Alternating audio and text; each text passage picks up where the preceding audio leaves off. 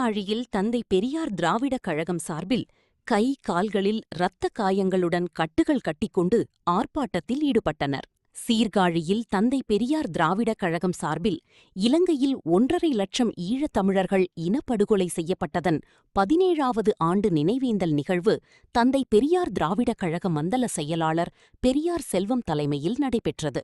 இனப்படுகொலைக்கான சர்வதேச விசாரணை அமைத்திட வேண்டும், தமிழ் ஈழத்திற்கான பொது வாக்கெடுப்பு நடத்திட வேண்டும் உள்ளிட்ட கோரிக்கைகள் வலியுறுத்தப்பட்டது.